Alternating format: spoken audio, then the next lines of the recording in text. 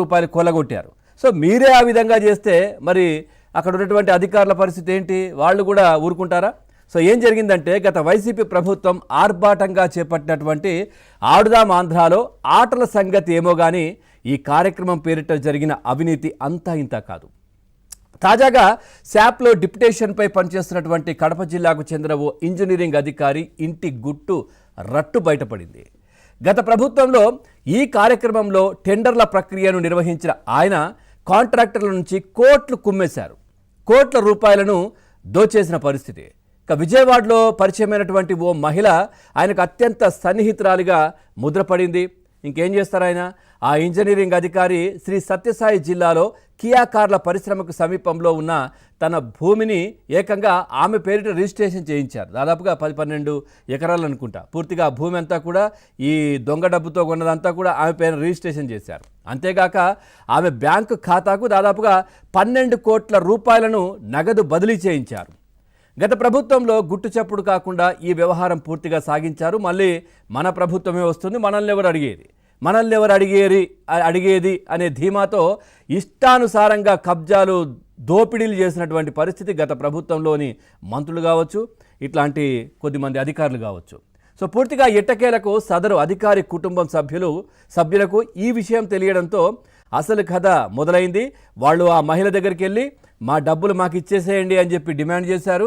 మా ల్యాండ్ ఏదైతే ఉందో ఆ రిజిస్ట్రేషన్ మాకు పేరు మీద చేసి ఇచ్చేసేయండి అని చెప్పి అడగడం.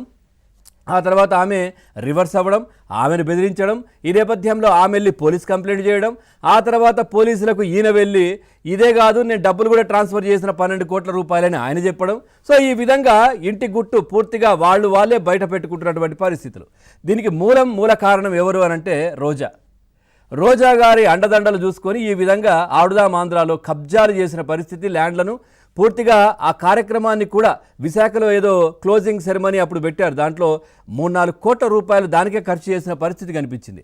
మనకు చూసాం నాసిరకమైనటువంటి బ్యాట్లు కావచ్చు, లేదంటే ప్రచార పిచ్చి ఆర్భాటం. పూర్తిగా జగన్మోహన్ రెడ్డికి సంబంధించినటువంటి ఫోటోలు తప్పించి అక్కడ ఎట్లాంటి క్రీడాకారులకు సంబంధించినటువంటి ఫోటోలు కూడా దాంట్లో వేసుకున్నటువంటి దాఖలాలు కనిపించలేదు. ఇట్లా ఇష్టానుసారంగా కూడా దోపిడీలు చేసినటువంటి పరిస్థితి కనిపించింది. అప్పుడు దీంట్లో ఏదైతే పూర్తిగా ఈ కార్యక్రమంలో ఈ రాజకీయంగా లబ్ధి పొందడానికి, రాజకీయంగా ఉపయోగించుకోవడానికి మాత్రమే ఈ కార్యక్రమాన్ని చేశారు తప్పించి ఎక్కడా కూడా ప్రజల ఉపయోగం కోసం అంటే దీంట్లో ఉన్న వాళ్ళందరూ కూడా ఏదైతే అప్పుడే అంటే 18 సంవత్సరాలు 17 సంవత్సరాలు ఉన్న వాళ్ళకు మాత్రమే ఇట్లాంటివన్నీ పెట్టారు. ఎందుకంటే నెక్స్ట్ ఓటేసేది వాళ్ళే, నెక్స్ట్ వీళ్లకు ఓటు కావాలి, ఓటు బ్యాంకు రాజకీయాలు చేస్తారు కాబట్టి వాళ్ళని ఆ విధంగా ఉపయోగించుకోవడానికి మాత్రమే వీటిని పెట్టుకున్నటువంటి పరిస్థితి కనిపించింది. సో చాలా అంశాలు కూడా దాంట్లో రాజకీయంగానే ఉపయోగించుకున్న పరిస్థితి. ఒకసారి నేను చూపిస్తా. దాంట్లో జుగుప్సాకరమైనటువంటి అత్యంత జుగుప్సాకరంగా కూడా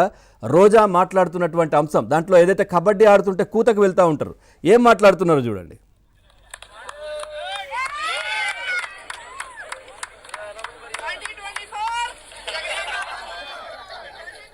2024 జగనన్న వన్స్ మోర్ 11 ఇచ్చి పంగనామాలు పెట్టి ఇంట్లో కూర్చోబెట్టారు ప్రజలు.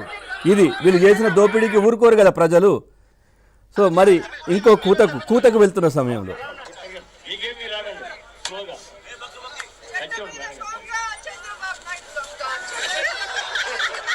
ఇది చెట్టు మీద కొంగ చంద్రబాబు నాయుడు గారు. ఏమి ఇది ఏంది అసలు? వీళ్ళు పెట్టింది దేనికి? ఆ ప్రోగ్రాం పెట్టింది దేనికి? దాని కాన్సెప్ట్ ఏంటి? పూర్తిగా దోచుకోవడానికే, ప్రజల కోసం. అంటే విద్యార్థులు క్రీడల్లో నైపుణ్యం తీసుకురావడానికి కాదు, వీళ్ళు దోచుకోవడానికే ఆ కార్యక్రమాన్ని పెట్టారు. అవన్నీ కూడా బయటకు వస్తూ ఉన్నాయి. ప్రస్తుత శాప్ చైర్మన్ రవి నాయుడు కూడా దీనికి సంబంధించి కేసు కూడా పెట్టడం జరిగింది, సిఐడికి కూడా ఇవ్వడం జరిగింది. ఎంక్వైరీ కూడా కొనసాగుతూ ఉంది. ఖచ్చితంగా కటకటాలు లెక్కించాల్సిందే. రోజా కావచ్చు, లేదంటే అప్పుడు శాప్ చైర్మన్గా ఉన్నటువంటి బైరెడ్డి సిద్ధార్థ రెడ్డి కావచ్చు, ఇట్లాంటి అధికారులు కావచ్చు, వీళ్ళందరూ కటకటాలు లెక్క పెట్టాల్సిందే అంటూ కూడా కూటమి ప్రభుత్వం చెప్తా ఉంది. ఓవరాల్గా ఈ అంశానికి సంబంధించి మనం చర్చలోకి వెళ్దాం. చర్చలో పాల్గొంటున్నారు టీడీపీ పార్టీ అధికార ప్రతినిధి, civil supply corporation member Moka Anand Sagar గారు కూడా లైవ్లో సిద్ధంగా ఉన్నారు. నమస్తే అండి. అట్లాగే మాజీ జడ్జి రామకృష్ణ గారు కూడా లైవ్లో సిద్ధంగా ఉన్నారు. ఇటు జనసేన పార్టీ వీర మహిళ అధికార ప్రతినిధి శివపార్వతి గారు కూడా లైవ్లో ఉన్నారు. ముందుగా రామకృష్ణ గారు, ఏంటి సార్ అంటే కంచె చేను మేసినట్టుగా లేదు అని అంటే ఆవు చేలో మేస్తే దూడ గట్టున మేస్తుందా? ఈ సామెతలన్నీ వీళ్ళకి ఖచ్చితంగా